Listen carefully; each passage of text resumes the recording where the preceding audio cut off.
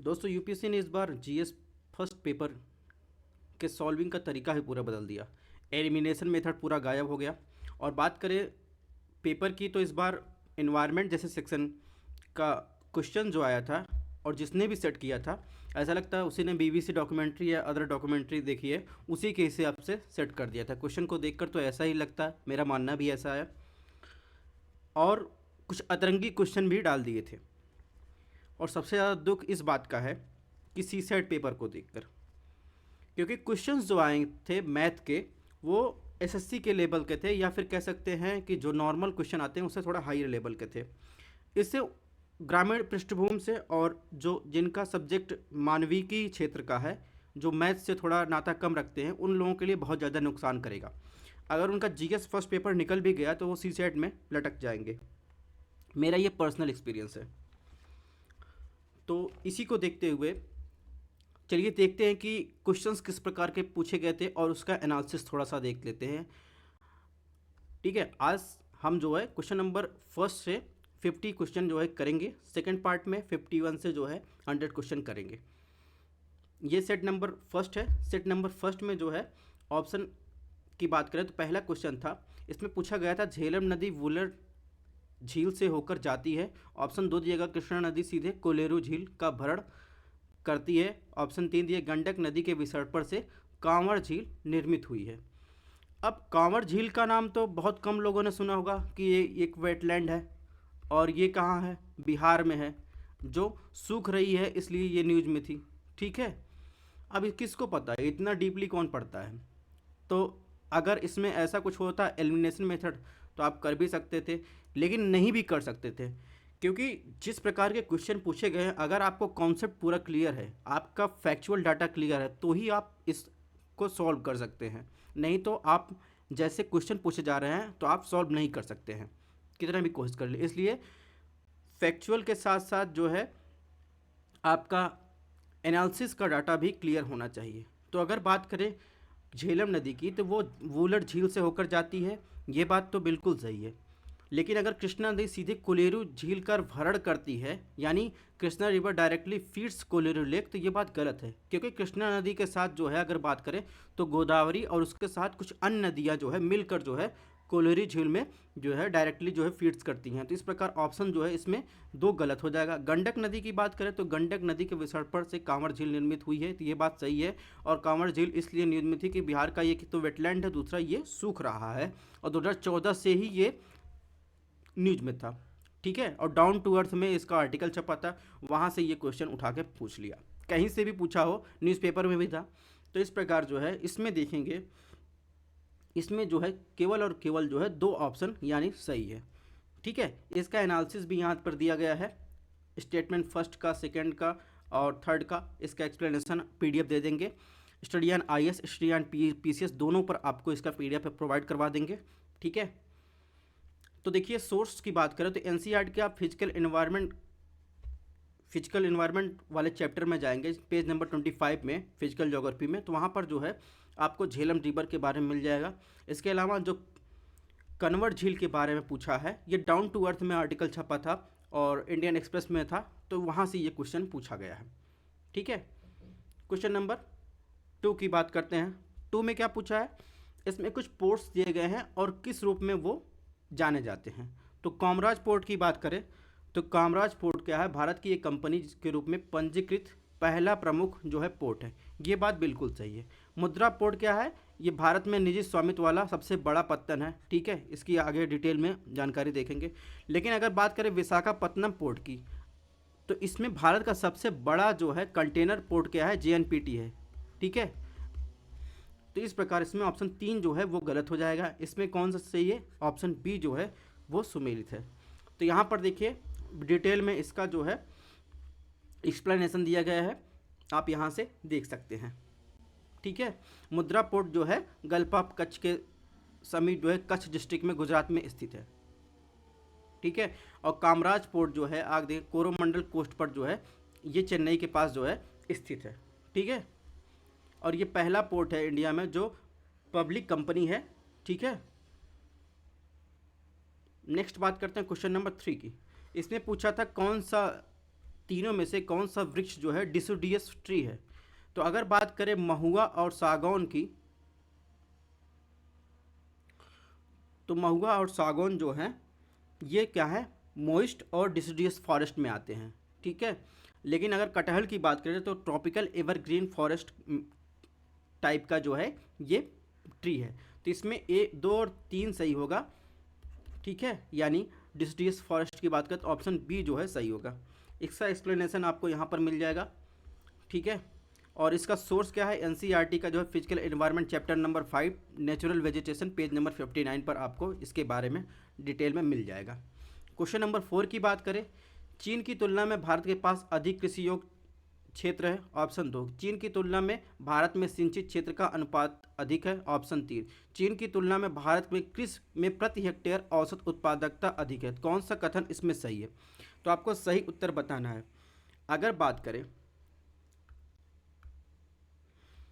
चीन की तुलना में भारत के पास अधिक कृषि योग्य भूमि है, ये बात तो बिल्कुल सही है। लेकिन ऑप्शन 2 की बात करें, चीन की तुलना में भारत में सिंचित क्षेत्र का अनुपात अधिक है, ये भी बात सही है। लेकिन अगर प्रति हेक्टेयर औसत उत्पादकता की बात करें तो इसमें कम है, ठीक है। चीन के पास तो लैंड कम है, लेकिन उनकी जो पर हेक्टेयर प्रोडक्टिविटी है वो भारत से अधिक है, ठीक है। तो इस प्रकार ऑप्शन 3 जो है गलत हो जाएगा। इसमें जो सही होगा 2 सही होगा, यानी ऑप्शन बी।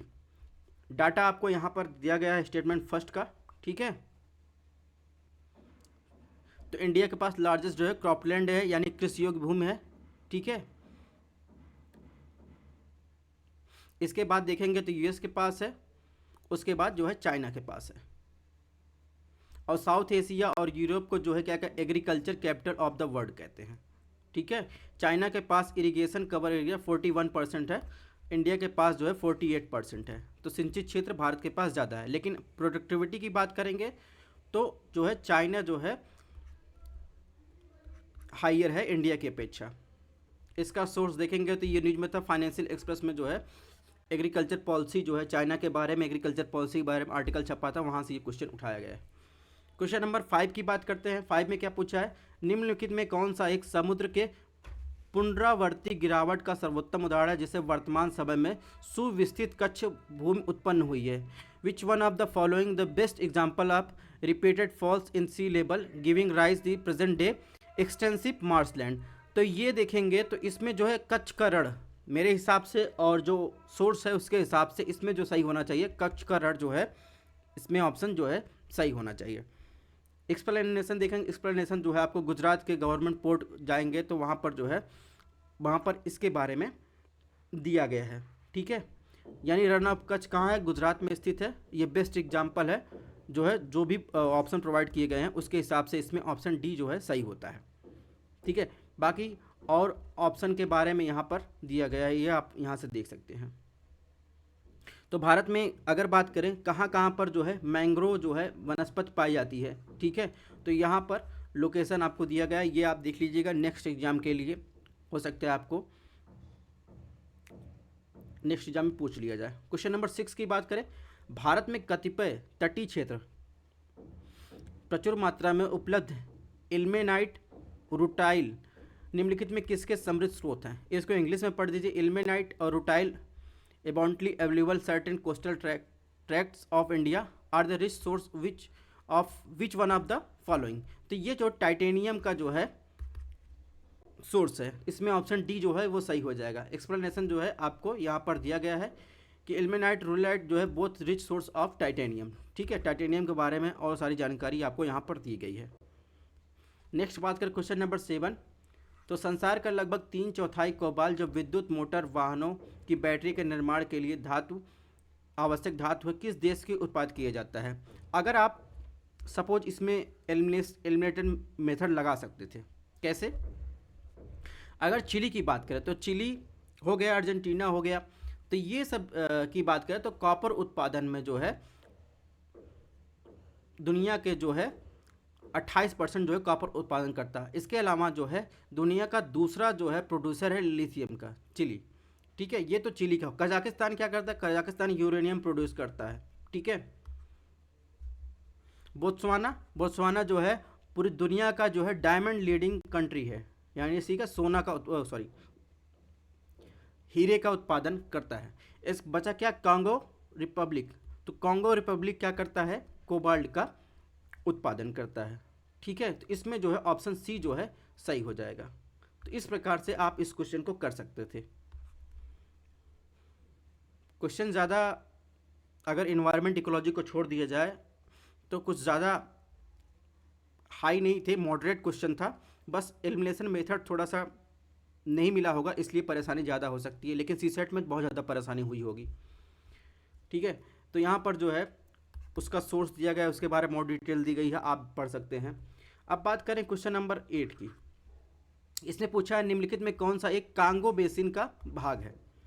ठीक है, तो यहाँ पर देखेंगे कांगो, या जिसे जायरे नदी कहते हैं, और जो विषुवत रेखा को 2 बार काटता है, इसमें कांगो बेसिन का भाग है।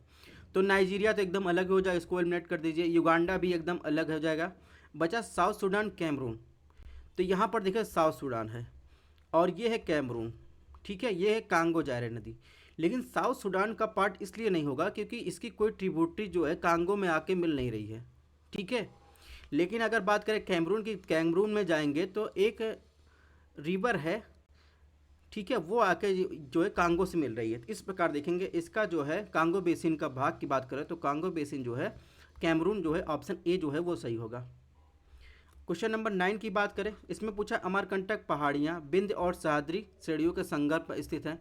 ये बात तो बिल्कुल गलत हो जाएगा।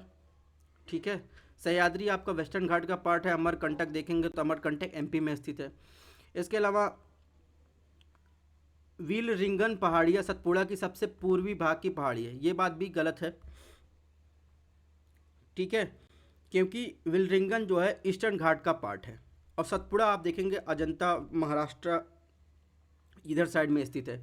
ठीक है, सेचलम की पहाड़ियों की बात करें तो पश्चिम घाट के सबसे दक्षिणी भाग है, ये बात भी गलत है। सेचलम की पहाड़ियाँ जो है ये ईस्टर्न घाट पे आपको मिल जाएगा आंध्र प्रदेश में, लेकिन अगर पश्चिमी घाट की सबसे दक्षिणी की बात करें तो ये जो है अन्नामलाई इसका पार्ट है, इसलिए इसमें ऑप्शन डी जो है वो सही होगा। ठीक है, बाकी आपको यहाँ पर डिटेल में उसके बारे में दिया गया है। तो यहाँ पर देखेंगे सतपुरा रेंज है। ठीक है, और यहाँ पर है अमरकंटक। अमरकंटक जो है नर्मदा महानदी और सोन नदियों का जो है स्रोत है, और ये अरी अपवा तंत्र का भी उदाहरण है। सह्याद्री इसे कहते हैं। ठीक है, इसके अलावा सेचलम हिल्स जो है आप देखेंगे आंध्र प्रदेश में आपको यहाँ मिल जाएगा। इसके अलावा बीर हिल्स आपको जो है यहाँ पर मिलेगा ईस्टर्न घाट में। तो इस प्रकार जो है इसमें तीनों ऑप्शन गलत है। क्वेश्चन नंबर 10 की बात करें तो भारत की कनेक्टिविटी योजना के संदर्भ में विचार कीजिए। ऑप्शन 1 स्वर्णिम चतुर्भुज योजना के अधीन पूर्व पश्चिम गलियारा डिब्रूगढ़ सूरत को जोड़ता है। ऑप्शन 2 त्रिपक्षीय राजमार्ग मणिपुर में मुरेह को म्यांमार के होते हुए थाईलैंड के चियांग माई से जोड़ता है। ऑप्शन 3 बांग्लादेश चीन भारत म्यांमार आर्थिक गलियारा उत्तर प्रदेश के वाराणसी को चीन से जोड़ता है। तो इसमें कौन सा सही है, तो इसमें वाराणसी को नहीं, ये होगा कलकत्ता को। ठीक है, कलकत्ता या कोलकाता। तो इस प्रकार ऑप्शन 3 गलत हो जाएगा। लेकिन अगर इसमें बात करें पूर्व पश्चिम का जो गलियारा इसमें दिया गया है डिब्रूगढ़, तो ये भी गलत है। यहाँ पर जो है सिलचर आपको होगा, सिलचर असम। इसके अलावा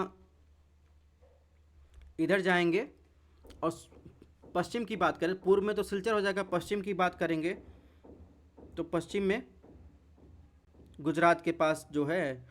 इसके अलावा ये जो इसमें ऑप्शन 2 है ये भी गलत है। ठीक है, तो इसमें म्योसेत है इन थाईलैंड के पासिंग है जो म्यांमार से जो है गुजरता है। तो इसमें जो है तीनों जो है गलत है, यानी ऑप्शन डी जो है वो सही है। तो इसमें देखो पूरा डिटेल यहाँ पर दिया गया है, वो कॉरिडोर की बात जो गोल्डन कॉरिडोर प्रोजेक्ट की बात की गई है उसके बारे में पूरा डिटेल दिया गया है। इसमें तीनों ऑप्शन जो है गलत है। क्वेश्चन नंबर 11 की बात करें तो भारत अपने पास यूरेनियम डिपॉजिट होने के बावजूद अपने अधिकांश विद्युत उत्पादन के लिए कोयले पर निर्भर रहता है। ये बात सही है। विद्युत उत्पादन के लिए कम से कम 60% तक एनरिच्ड यूरेनियम का होना आवश्यक है। ये बात गलत है, क्योंकि डाटा को देखें इसमें जो है 3 to 5% जो है एनरिच्ड यूरेनियम होना आवश्यक है। इसमें देखेंगे इसमें ऑप्शन 1 जो है सही है, ऑप्शन 2 गलत है। अगर भारत की बात करें, भारत दुनिया का जो है 9वां सबसे बड़ा यूरेनियम उत्पादक है, और भारत अपनी विद्युत ऊर्जा उत्पादन के लिए यानी एनर्जी के लिए 55% कोयले का उपयोग करता है। ठीक है, इस प्रकार इसमें ऑप्शन सी जो है वो सही है। तो यहाँ पर जो है डाटा दिया गया है, ये आप देख सकते हैं। अब बात करते हैं क्वेश्चन नंबर 12 की।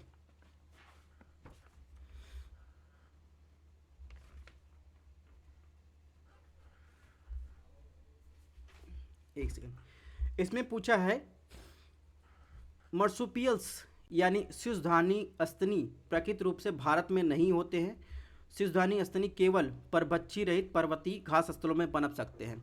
अगर यहाँ पर कंगारू लिखा होता तो आप पढ़ समझ जाते। तो इसमें लिखा है मर्सुपियल। तो मर्सुपियल एक प्रकार का मैमल्स है जो अपने वो कंगारू जैसे आपने देखा होगा अपने बच्चों को रखता है थैले में, तो उसके बारे में और सारे उस टाइप के जानवर हैं उसके बारे में जो है पूछ रहा है इसमें।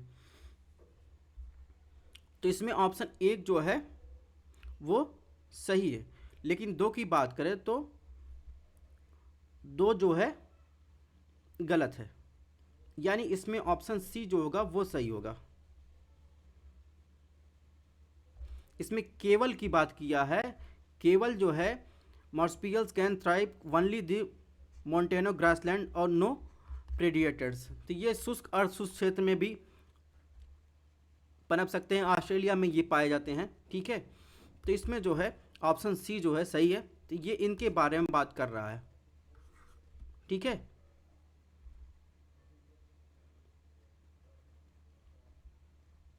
नेक्स्ट बात क्वेश्चन नंबर 13 की बात करें तो इन्वेंसिव जो है इन्वेंसिव स्पीसीज के बारे में विशेषज्ञ समूह जो वैश्विक संक्रामक जीव जाति डेटाबेस विकसित करता है निम्नलिखित में किस संगठन से संबंधित है।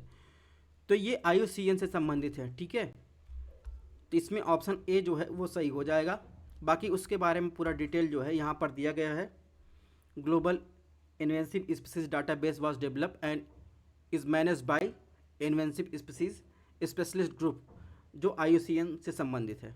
ठीक है, नेक्स्ट बात करेंगे क्वेश्चन नंबर 14, उपयुक्त में से कौन कितने आमतौर पर रात्रिचर हैं, उसके साथ या तो जो है सूर्यास्त के बाद अधिक सक्रिय होते हैं।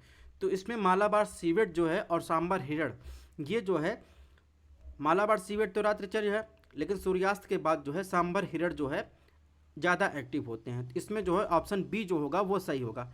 अगर बात करें लॉयन टेल मकॉक की, तो ये जो है पेड़ों के बहुत ऊंचाई पर रहते हैं, तो ये इनका संबंध नीचे से नहीं है। ठीक है, तो इसमें ऑप्शन 20 जो है वो सही होगा। और ये जो है 10 से 20 के ग्रुप में रहते हैं, ये लॉयन टेल मकाऊ हैं। इसके अलावा सांबर हिरण और ये सीवेट है। ठीक है, तो इस प्रकार इसमें ऑप्शन बी जो है वो केवल दो जो है सुमेलित है। क्वेश्चन नंबर 15 की बात करें, निम्नलिखित में कौन सा जीव अपने सगे संबंधियों को अपने खाद्य स्रोत की दिशा और दूरी इंगित करने के लिए वैगल डांस करता है। इसके बारे में तो किसी ने सुना नहीं होगा, और जिस तरीके से एनवायरनमेंट इकोलॉजी का क्वेश्चन पूछा गया है उससे मुझे पूरा भरोसा है वो डॉक्यूमेंट्री बहुत ज़्यादा देखता है। तो इसमें जो है मधुमक्खी आंसर होगा, मधुमक्खी, क्योंकि उसमें मधुमक्खी के छत्ते में एक जो रानी मधुमक्खी होती है उसके अलावा जो है सारे मेल होते हैं, यानी उसके कर्मचारी होते हैं जो खाने को इकट्ठा करते हैं। ठीक है, और जो वैगल डांस की बात कर रहा है तो वैगल डांस कुछ इस तरह के करता है। ठीक है, तो इसमें ऑप्शन सी जो होगा वो सही होगा, मधुमक्खी। ठीक है, वैगल डांस के बारे में यहाँ पर दिया गया है। क्वेश्चन नंबर 16 की बात करें, कुछ मशरूम में औषधि गुण होते हैं, ये बात बिल्कुल सही है, और कुछ मशरूम जो होते हैं वो साइको एक्टिव गुण होते हैं।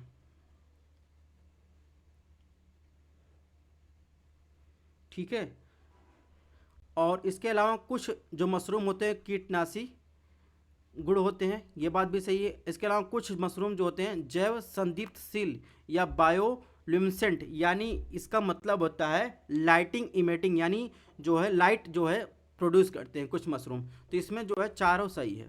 ठीक है, ऑप्शन डी जो है वो सही है। तो इसका एक्सप्लेनेशन आपको यहाँ से मिल जाएगा। ऐसे क्वेश्चन तो आपने कहीं इन्वायरमेंट इकोलॉजी में नहीं पढ़े होंगे, लेकिन क्या कर सकते हैं, UPSC है, अब उसको कौन समझाने जाए। क्वेश्चन नंबर 17, भारतीय गिलहरी के बारे में निम्नलिखित कथनों पर विचार कीजिए। अब गिलहरी के बारे में इतना कौन सोच सकता है कि वे, ऑप्शन एक दिए, वे भूमि में बिल बनाकर अपने नीड़ का निर्माण करते हैं, यानी नेस्ट जो है निर्माण करते हैं। ऑप्शन 2 दिया है, वे अपने भोज्य पदार्थ जैसे नट को, बीजों को भूमि के अंदर जमा करते हैं। ऑप्शन 3, वे सर्वभक्षी यानी ओमनिवोरस होते हैं। तो इसमें जो अगर देखेंगे तो तीनों कथन सही है। अब इतना गिलहरी के बारे में कौन जानकारी रखता है, ठीक है, लेकिन बहरहाल आया है तो एक्सप्लेनेशन करना पड़ेगा। इसमें जो है तीनों जो हैं वो सही है। ये इंडियन गिलहरी है, ठीक है, तो इसमें नट्स और सीड्स जो है वो ज़मीन के अंदर रखती है। तो इस प्रकार इसमें जो है देखेंगे तो सी आंसर सही है। क्वेश्चन नंबर 18 की बात करें, कुछ सूक्ष्मजीव जल के क्वथनांक के ऊपर तापमान वाले वातावरण में पनप सकते हैं। कुछ सूक्ष्मजीव जल के हिमांक से नीचे यानी फ्रीजिंग पॉइंट के नीचे वाले वातावरण पनप सकते हैं। ऑप्शन 3, कुछ जीव 3 से कम पीएच मान वाले अत्यंत अम्लीय वातावरण में पनप सकते हैं। तो इसमें देखेंगे तो तीनों सही है, क्योंकि अगर आपको ना भी पता रहे, अगर आपने कुछ एब्जॉर्ब यानी ऑब्जर्व किया हो, अगर कुछ आपने, एक बात तो पक्की है, अगर आप सिर्फ पढ़ के यूपीएससी प्रीलिम्स की ना क्लियर करना चाहते हैं तो नहीं होगा। लक भी मायने रखता है, पढ़ना भी मायने रखता है, और आप पढ़ने के अलावा भी बहुत सारी चीज़ें आप देखें समझें तो आपको ऐसे क्वेश्चन आप सॉल्व कर सकते हैं, वरना आप छोड़ दीजिए। तो इसमें जो है तीनों जो है वो सही है, क्योंकि ऐसे भी जीव हैं जो आप जाएंगे तो अलास्का में, वहाँ पर उसके नीचे भी पनप सकते हैं, ठीक है, जहाँ पर ज़्यादा अम्लीय है पानी, उसके अंदर भी कुछ जीव पाए गए हैं, ठीक है। इसमें इस प्रकार ऑप्शन सी जो होगा वो सही होगा। इसका एक्सप्लेनेशन आपको यहाँ पर मिल जाएगा। क्वेश्चन नंबर 19, निम्नलिखित में कौन या किसी वृक्ष या लकड़ी के लट्ठे से बने छिद्र को कीटों को खुरचने के लिए लकड़ी के औजार बनाता है।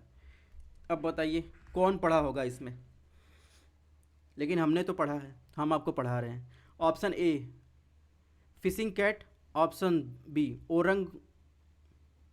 ओरंगटन, एक सेकंड रुक जाइएगा, ऑप्शन सी ऊद बिलाव, option C D sloth bear, ठीक है।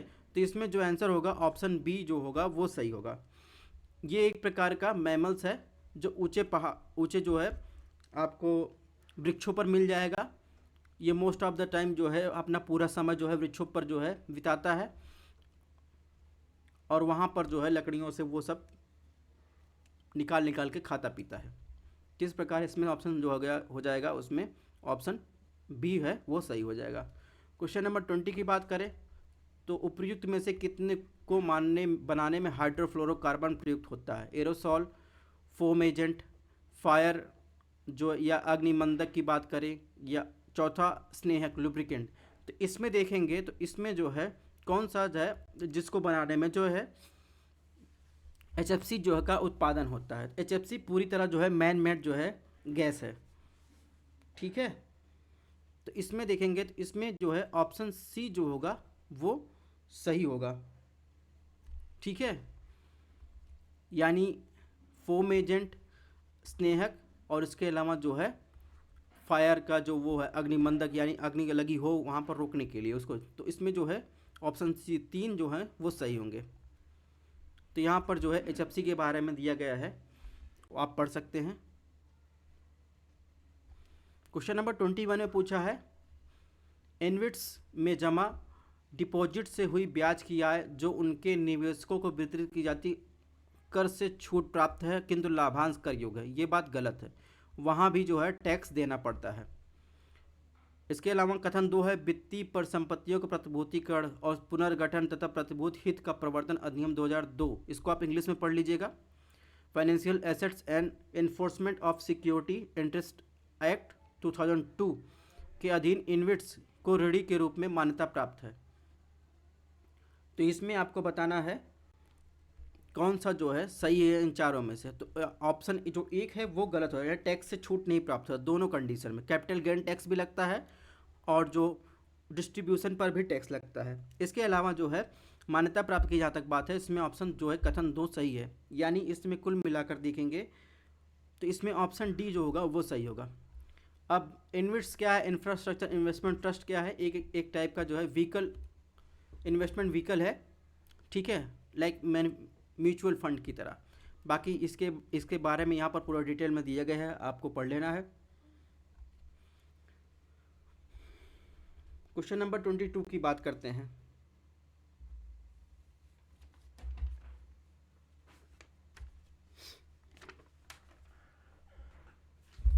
22 में पूछा है, कोविड विश्व महामारी के बाद हाल के विगत काल में पूरे विश्व में अनेक जो है सेंट्रल बैंकों ने ब्याज दर बढ़ा दी थी। ऑप्शन दो दिया, आमतौर पर केंद्रीय बैंक मानते हैं कि उनके पास बढ़ती हुई उपभोक्ता कीमतों का मौद्रिक नीति के उपायों से प्रतिकार करने की सामर्थ्य है। ठीक है, प्रतिकार का मतलब कंसंट्रेट, सॉरी कॉन्ट्रैक्ट। तो इसमें बताना है कौन सा कथन जो है वो सही है। तो इसमें देखेंगे, इसमें जो है दोनों सही है कि विश्व जो कोविड के बाद जो है कि सेंट्रल बैंकों ने अपनी जो है रेपो रेट जो है बढ़ा दी थी इन्फ्लेशन से लड़ने के लिए, क्योंकि उसके पहले इकोनॉमी में पैसा बूस्ट किया गया था, इन्फ्लेशन बढ़ गया था। और इसके अलावा उन्होंने ये भी माना कि इसके लिए जो है केंद्रीय बैंक जो है अपने पास जो है बढ़ती हुई जो कंज्यूमर डिमांड है उसकी कीमत है उसको मौद्रिक नीति के उपाय के रूप में देखते हैं। इसमें जो है दोनों सही, यानी ऑप्शन ए जो है वो सही है। यहाँ पर पूरा डिटेल में आपको दिया है, आप यहाँ से पढ़ सकते हैं। क्वेश्चन नंबर 23 की बात करें तो ऐसी संभावना है कार्बन बाजार जलवायु परिवर्तन से निपटने का व्यापक साधन हो जाए। कथन दो दिया गया, कार्बन बाजार संसाधनों को प्राइवेट सेक्टर से राज्य हस्तांतरित कर देते हैं। तो इसमें जो है दोनों कथन सही है। ठीक है, यानी ऑप्शन बी जो होगा वो सही होगा। यहाँ पर पूरा डिटेल में दिया गया, carbon markets have the potential to become widely use tools in the efforts to combat climate change. ठीक है, carbon markets also known as the emission trading system और कैप एंड ट्रेड प्रोग्राम। तो इस प्रकार इसमें दोनों जो कथन है वो सही है। तो स्टेटमेंट 2 की बात करें तो that carbon markets transfer resource to state. ठीक है, तो कार्बन मार्केट जो है इन्वॉल्व है ट्रांजैक्शन के लिए प्राइवेट सेक्टर और स्टेट के बीच में। तो इस प्रकार इसमें दोनों ऑप्शन सही है। क्वेश्चन नंबर 24 की बात करें, भारतीय रिजर्व बैंक के निम्नलिखित में किस एक गतिविधि को जो है स्टेरिलाइजेशन के भाग के रूप में जाना जाता है। तो स्टेरिलाइजेशन होता क्या है? स्टेरिलाइजेशन होता है किसी भी देश की गवर्नमेंट जो है, केंद्रीय बैंक जो होती है, जैसे भारत में आरबीआई है, उसके द्वारा फॉरेन एक्सचेंज को मैनेज करने के लिए जो घरेलू मुद्रा की सप्लाई और इन्फ्लेशन को कंट्रोल करने के लिए या उससे लड़ने के लिए ये किया जाता है। तो इसमें जो ओएमओ है, ओपन मार्केट जो कंडक्ट होता है, ऑपरेशन होता है, उसके द्वारा स्टेरिलाइजेशन को जो है गतिविधि के रूप में एक भाग के रूप में लिया जाता है। ओपन मार्केट और ऑपरेशन के थ्रू जो है आरबीआई क्या करता है, सेल और बाई करता है गवर्नमेंट सिक्योरिटी को। ठीक है, मार्केट से उसको जैसे ज़रूरत रहे। जब मार्केट से पैसा लेना होगा तो गवर्नमेंट सिक्योरिटी सेल कर देगा, जब मार्केट से पैसा जो है बूस्ट करना होगा तो बाई कर लेगा। तो इन्फ्लेशन पे डिपेंड करता है। तो यहाँ पर पूरा फुल डिटेल में दिया गया है, आप इसको यहाँ से देख लीजिए। क्वेश्चन नंबर 25 की बात करें, इसमें पूछा गया है कैपिटल मार्केट में इन चारों में से कौन कौन शामिल है। तो government bond market, call money market, treasury bill, stock market. अब थोड़ा सा बात कर लेते हैं मनी मार्केट। मनी मार्केट है क्या? मनी मार्केट जो की बात करें तो मनी मार्केट शॉर्ट टर्म जो है डेब्ट एंड लेंडिंग मार्केट है, जो एक साल से या उससे कम के लिए होता है। कैपिटल मार्केट क्या होता है? कैपिटल मार्केट होता है लॉन्ग टर्म जो है लेन देन के लिए होता है, जैसे स्टॉक हुआ, बॉन्ड हुआ। उसके हिसाब से देखेंगे तो कॉल मनी मार्केट और ट्रेजरी बिल मार्केट जो है ये मनी मार्केट का पार्ट होगा। तो इस प्रकार इसमें ऑप्शन बी जो है सही हो जाएगा, कॉल मनी मार्केट और ट्रेजरी बिल। ठीक है, इसके एक्सप्लेनेशन से इसमें ऑप्शन बी जो होगा वो सही होगा। यहाँ पर और डिटेल में जो मैंने बताया उसी का एक्सप्लेनेशन दिया गया है। क्वेश्चन नंबर 26 की बात करें, निम्नलिखित में कौन सा एक लघु कृषक बड़े खेत की संकल्पना का सर्वोत्तम वर्णन है। तो ये क्वेश्चन क्यों पूछा गया? तो हाल ही में क्या हुआ था, उड़ीसा में कुछ 112 किसानों ने मिलकर जो है 2 गांव में ये लागू किया था। उन्होंने small farmer large field model जो है लागू किया गया था। तो इसका आशय होता है किसी क्षेत्र में अनेक सीमांत कृषक को अपने आप को समूह में व्यवस्थित कर चुनिंदा कृषकों को संक्रियाओं को समाकलन और संगत कर लाते हैं। ठीक है, इसका अगर इंग्लिश पढ़ेगा तो many marginal farmers in area organize themselves into groups and synchronize and harmonize selected agriculture operation. तो ये जो है वहाँ से क्वेश्चन पूछा गया है, इसमें ऑप्शन बी जो होगा वो सही होगा। यहाँ पर जो है इसका डिटेल और दिया गया है। क्वेश्चन नंबर 27 की बात करें तो भारत सरकार काले तिल या जिसे नाइजर गुजोटिया एप्सिनका के कहते हैं के बीजों को न्यूनतम समर्थन मूल्य देती है। ठीक है, और इसके अलावा काले तिल की खेती खरीफ की फसल के रूप में जाती है। ऑप्शन 3 है भारत के कुछ जनजातीय लोग काले तिल के बीजों को तेल भोजन पकाने के लिए प्रयोग करते हैं। इसमें देखेंगे तो इसमें तीनों ही ऑप्शन जो हैं वो सही है। ठीक है,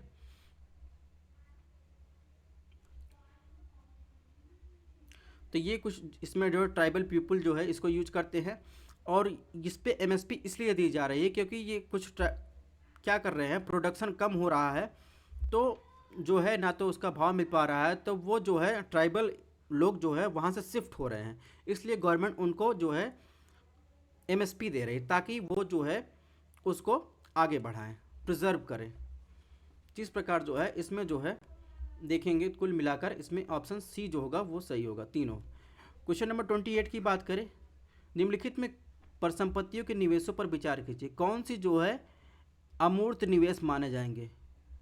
इंटेंजिबल इन्वेस्टमेंट, सबसे पहले आपको समझना होगा इंटेंजिबल इन्वेस्टमेंट होते क्या है, यानी जिसका कोई फिजिकल फॉर्म ना हो, नो फिजिकल फॉर्म, वो क्या होंगे, इंटेंजिबल जो है इन्वेस्टमेंट होंगे। अगर बात करें ऑप्शन एक की तो ब्रांड रिकॉग्नाइजेशन की बात करें तो ब्रांड रिकॉग्नाइजेशन एक क्या है, इसका कोई फिजिकल फॉर्म नहीं है, वर्चुअल हो सकता है, ऑप्शन एक इसलिए सही होगा। इसके अलावा इंटेलेक्चुअल प्रॉपर्टी राइट भी एक क्या है, इंटेंजिबल जो है इन्वेस्टमेंट है। और इसके अलावा मेलिंग लिस्ट जो होता है क्लाइंट का, ये भी एक इंटेंजिबल जो है इन्वेस्टमेंट है। इसके अलावा अगर इन्वेंट्री की बात करें जिसमें दर्ज की जाती है माल सूची, जिसमें आप स्वयं जो है फिजिकल फॉर्म में दर्ज करते हैं, ये क्या है, ये इंटेंजिबल जो है इन्वेस्टमेंट नहीं है। तो इस प्रकार इसमें तीन जो होगा वो ऑप्शन सी जो होगा वो सम्मिलित होगा। बाकी इसका डिटेल में एक्सप्लेनेशन यहाँ पर दिया गया है। अब बात करते हैं क्वेश्चन नंबर 29 की। इसमें पूछा है 15th फाइनेंस कमीशन के अकॉर्डिंग ये क्वेश्चन पूछा गया है। तो इसमें पूछा है कि 15वें वित्त आयोग ने उपयुक्त में से कितने को जनसंख्या, क्षेत्रफल, आय के अंतर के अलावा जो है निकस के रूप में प्रयुक्त किया गया है, यानी for the horizontal tax devolution the 15th finance commission used how many of the above as the criteria other than population, area, economic distance. ठीक है, तो इसमें देखेंगे 15th फाइनेंस कमीशन ने कुछ क्राइटेरिया निर्धारित किया है, उसके हिसाब से पैसा जो है बंटवारा होगा। पहला पॉपुलेशन, दूसरा एरिया, फॉरेस्ट एंड इकोलॉजी को भी देखता है, इनकम डिस्टेंस को भी देखता है, टैक्स एंड फिजिकल एफर्ट को भी देखता है, डेमोग्राफिक परफॉर्मेंस को भी देखता है। इसके आधार पर वो स्टेट को पैसे देता है। ठीक है, तो इसमें देखेंगे, इसमें ऑप्शन बी वैसे तो सही होगा, लेकिन देखते हैं ऑप्शन एक इसमें सही होगा। ठीक है, डेमोग्राफिक परफॉर्मेंस जो मैंने बताया। इसके अलावा अगर बात करें फॉरेस्ट एंड इकोलॉजी की बात की, ये भी देखता है। ठीक, और इसके अलावा टैक्स एंड फिजिकल एफर्ट की बात की। ठीक, ये तीन देखता है, लेकिन ना तो मैंने जब बताया आपको तो ना तो मैंने स्टेबल गवर्नमेंट की बात की, ये तो नहीं देखता। इसके अलावा अगर गवर्नेंस रिफॉर्म की बात की, ये भी नहीं देखता। तो इसमें ऑप्शन 3 जो होगा वो सही होगा। ठीक है, और ऑप्शन बी जो होगा उसमें 3 जो होंगे वो सही होंगे। तो यहाँ पर देखिए कितना परसेंटेज, कितना वेटेज है, इसके बारे में यहाँ पर दिया गया है। जिसकी बातें मैंने की वो यहाँ पर डिटेल में दिया गया है। आपको PDF शेयर कर देंगे, आप वहाँ से पढ़ सकते हैं। इसके अलावा देखिए यहाँ पर 15th फाइनेंस कमीशन के बारे में और डिटेल में दिया गया है, कैसे क्या उसका वेटेज निर्धारित करता है, कब क्या हुआ। क्वेश्चन नंबर 30 की बात करें, निम्नलिखित में इंफ्रास्ट्रक्चर सेक्टर पर विचार करना है। अफोर्डेबल हाउसिंग यानी किफ़ायती आवास, इसके अलावा सर्वसाधारण द्रुत परिवहन, इसको आप इंग्लिश में ही पढ़िए, मास रैपिड ट्रांसपोर्ट, इसके अलावा हेल्थ केयर, रिन्यूएबल एनर्जी। तो उपयुक्त में से कितनों पर UNOPS जो है sustainable investment in infrastructure and innovation, जिसे S3I भी कहते हैं, अपने निवेशों के लिए ध्यान केंद्रित किया है। ठीक है, इसमें बताना है।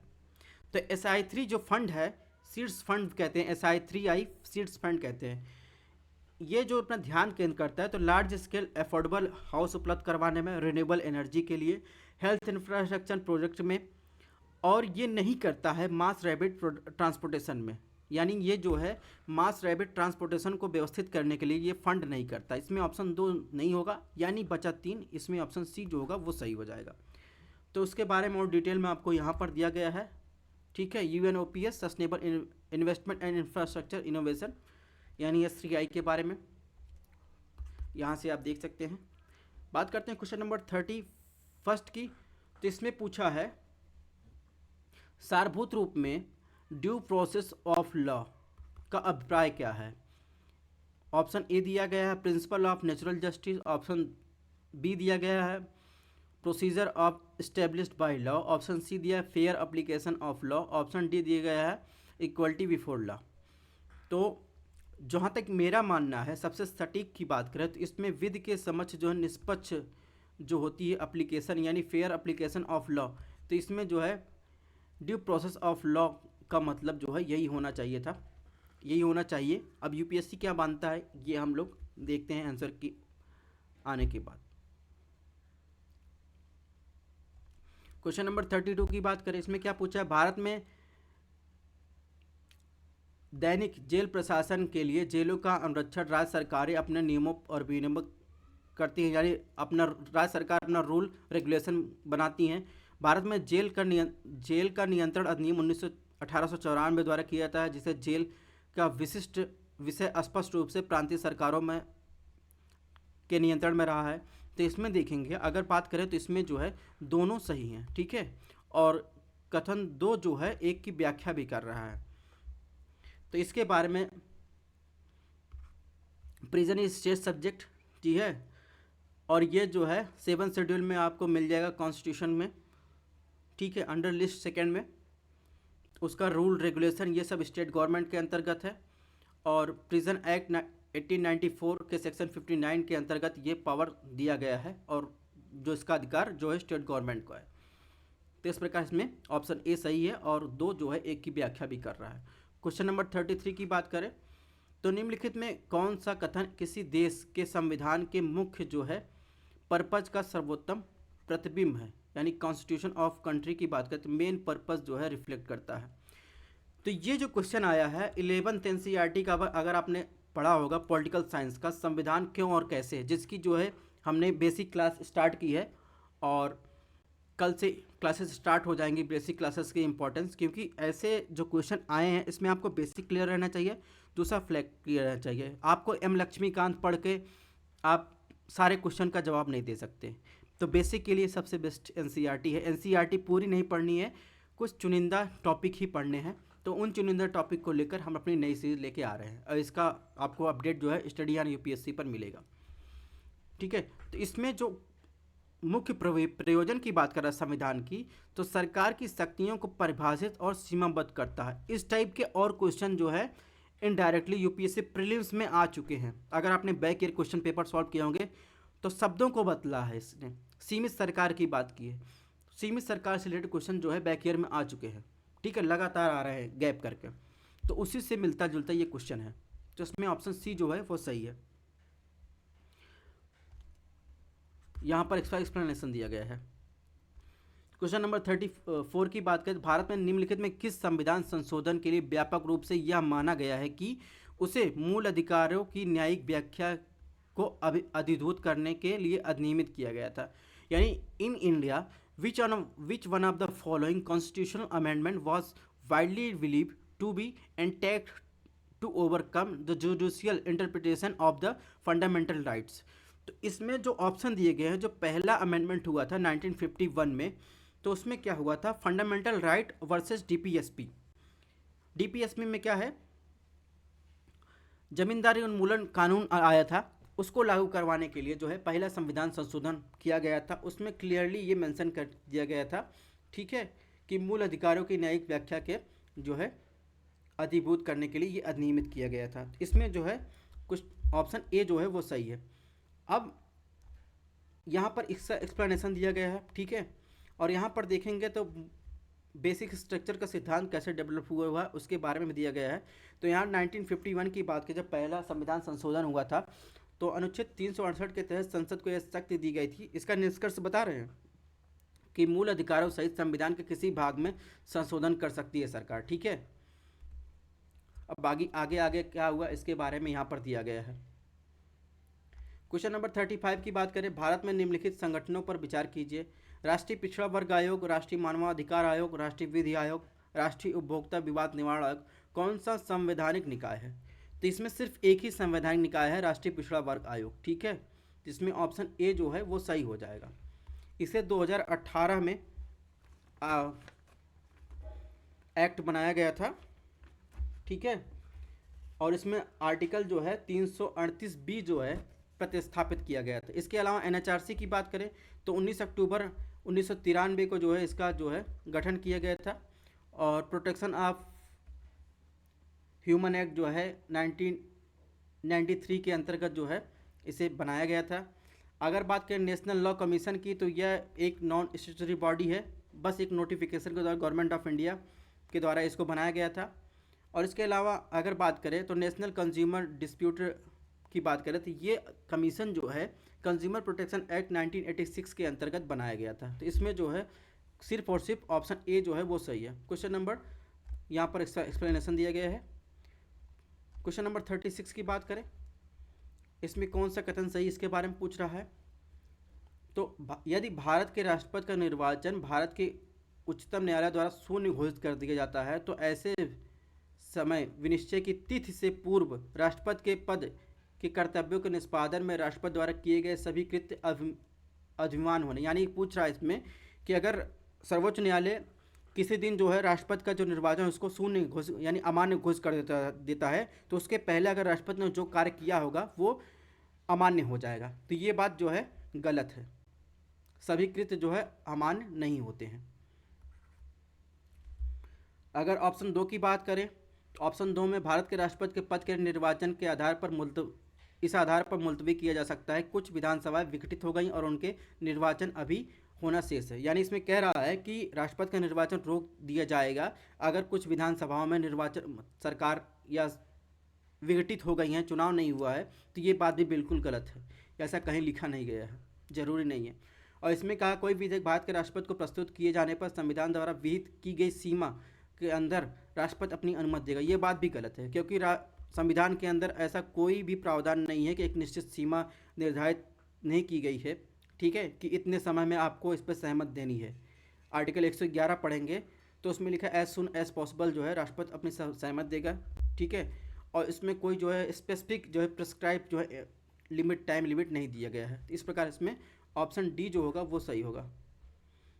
यहाँ पर इसका एक्सप्लेनेशन दिया गया है, आप पढ़ सकते हैं। क्वेश्चन नंबर 37, भारतीय संसद में वित्त विधेयक और धन विधेयक के संदर्भ में आपको बताना है कौन सा कथन सही है।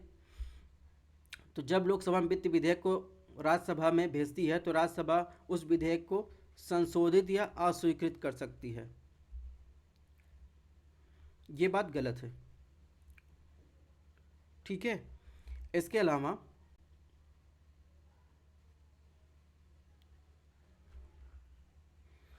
ऑप्शन 2 की बात, जब लोकसभा धन विधेयक को राज्यसभा में भेजती है तो राज्यसभा उस विधेयक को संशोधित या अस्वीकृत नहीं कर सकती, वह केवल अनुशंसाएं कर सकती है।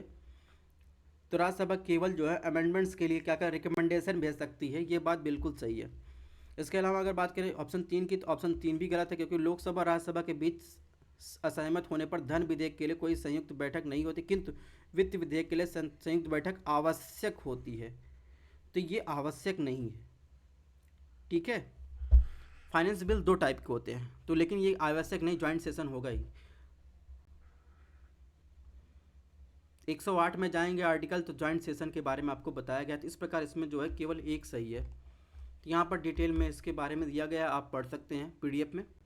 क्वेश्चन नंबर 38 की बात करें, यदि एक बार यदि केंद्र सरकार किसी क्षेत्र को समुदाय प्ररक्षित, हिंदी छोड़िए, कम्युनिटी रिजर्व घोषित कर देती है तो क्या क्या हो सकता है, कौन सा कथन सही। ऑप्शन 1, राज्य का मुख्य वन्य जीव वार्डन ऐसे वन का नियंत्रक अधिकारी हो बन सकता है। ऑप्शन 2, ऐसे क्षेत्र में शिकार की अनुमति नहीं होती। ऑप्शन 3, ऐसे क्षेत्र को लोग गैर इमारती लकड़ी वनोत्पाद संग्रह करने की अनुमति होती है। ऑप्शन 4, ऐसे क्षेत्र में लोगों को पारंपरिक कृषि प्रथाओं की अनुमति होती है।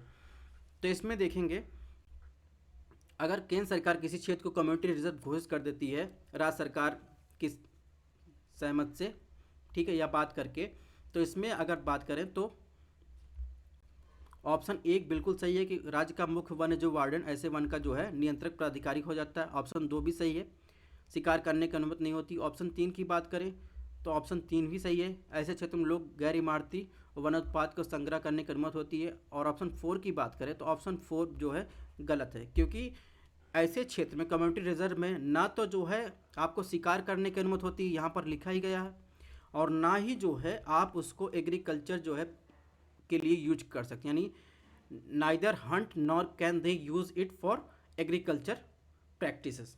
तो इस प्रकार इसमें जो है ऑप्शन सी जो है वो सही हो जाएगा। 3 जो विकल्प हैं वो सही हैं। यहाँ पर इसके बारे में डिटेल में आपको दिया गया है, यहाँ से आप देख सकते हैं। क्वेश्चन नंबर 39 की बात करें, भारत में अनुसूचित क्षेत्र के संदर्भ में निम्नलिखित कथनों पर विचार कीजिए, कौन सा कथन सही है। किसी राज्य के भीतर किसी क्षेत्र की अनुसूचित क्षेत्र के रूप में अधिसूचित राष्ट्रपति के एक आदेश के माध्यम से होती है, ये बात सही है। आर्टिकल 244 की 1 में लिखा गया है। ऑप्शन 2 की अनुसूचित क्षेत्र के रूप में बनने वाली सबसे बड़ी प्रशासकीय इकाई जिला होता है और सबसे छोटी इकाई ब्लॉक गाँव का समूह होता है, ये बात भी सही है। इसके अलावा ऑप्शन 3 की बात कर संबंधित राज्यों के मुख्यमंत्री को अपेक्षित है कि वे राज्यों के अनुसूचित क्षेत्रों के प्रशासन के विषय में केंद्रीय गृह मंत्री को वार्षिक प्रतिवेदन करते हैं, ये बात बिल्कुल गलत है। संबंधित राज्य जो है राज्यपाल को जो है रिपोर्ट जो है भेजते हैं, यानी गवर्नर को। तो इस प्रकार इसमें जो आंसर होगा ये केवल 2 सही होगा।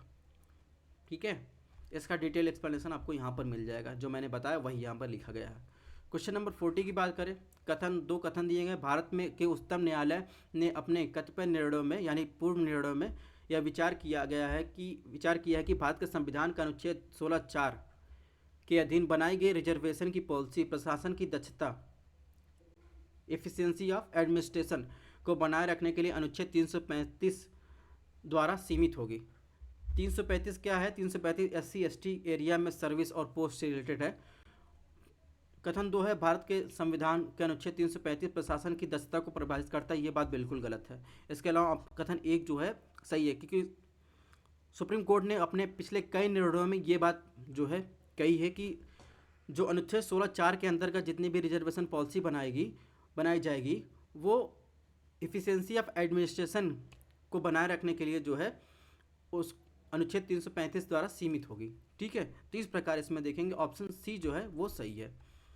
तो यहाँ पर इसके बारे में डिटेल से दिया गया, आप यहाँ से पढ़ सकते हैं।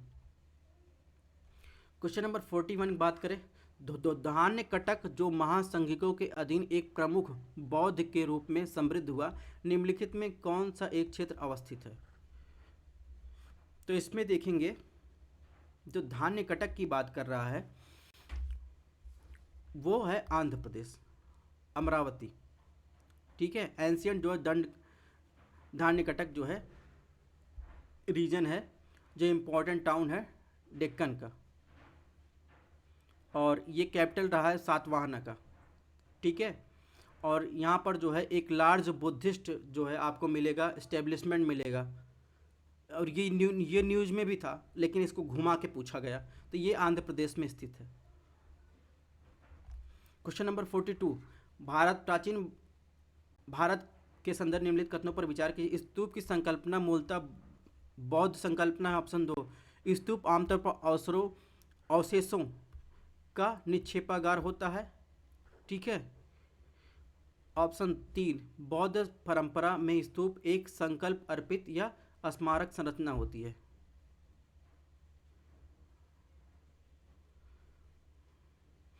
तो स्तूप जो की बात कर रहा है आमतौर पर अवशेष जो वहाँ पर रखे जाते हैं, ऑप्शन 2 की सिंपल लैंग्वेज में ये बात कर रहा है। तो इसमें बताना है आपको जो है कौन सा कथन जो है, कितने कथन जो है सही है। तो इसमें देखेंगे, इसमें जो है तीनों जो है कथन ये सही हैं, यानी स्तूप की संकल्पना मूलतः जो है बौद्ध से है। इसके अलावा जो स्तूप में जो भिक्षु होते थे उनके अवशेष रखे जाते हैं, और बौद्ध परंपरा में स्तूप जो है एक संकल्प अर्पित यानी स्मारक संरचना होती है। तो इस प्रकार इसमें ऑप्शन सी जो है वो सही है। नेक्स्ट बात करेंगे, तो इसका एक्सप्लेनेशन यहाँ पर दिया गया है। नेक्स्ट बात करेंगे 43 की, प्राचीन दक्षिण भारत के संदर्भ में कोरकई, पुम्पुहार और मुचिर किस लिए सुविख्यात है, यानी किस लिए फेमस है? तो ये पोर्ट के लिए फेमस है। पोर्ट से रिलेटेड बहुत क्वेश्चन पूछे गए हैं गैप करके, तो ये मेनली जो है पोर्ट से संबंधित है। तो यहाँ पर इसका एक्सप्लेनेशन दिया गया है। चेरा किंगडम का ये पोर्ट था। ठीक है, टोंडी, मुचिर और पांड्या से संबंधित था कुरकई। कुरकई जो है पांड्या से रिलेटेड पोर्ट था, और चेरा से संबंधित था टोंडी और मुचिर। तो यहाँ पर देखिए इसका संबंध ऑप्शन बी से होगा। यहाँ पर मेजर जो पोर्ट हैं एंशियंट एशिया की या साउथ इंडिया की बात करें तो यहाँ पर इसके बारे में दिया गया, ये आप जरूर देख लीजिएगा। और हो सकता है घुमा फिरा के फिर से पोर्ट पूछ ले एंशियंट इंडिया के या साउथ इंडिया में एंशियंट टाइम में कौन कौन से क्या पोर्ट थे। ठीक है, इसके बारे में भी क्वेश्चन पूछा गया था 2019 में, आई थिंक पूछा गया था। क्वेश्चन नंबर 44 की बात करें, निम्नलिखित में कौन सा एक संगम कविताओं में यथावर्णित वट कीर्तल की प्रथा को स्पष्ट करता है। तो वट कीर्तल प्रथा जो है युद्ध से पराजित राजा का आमरण अनशन पर अनुष्ठानिक मृत्युवरण करना था। यानी a king defeated in a battle committing ritual suicide by starving himself to death.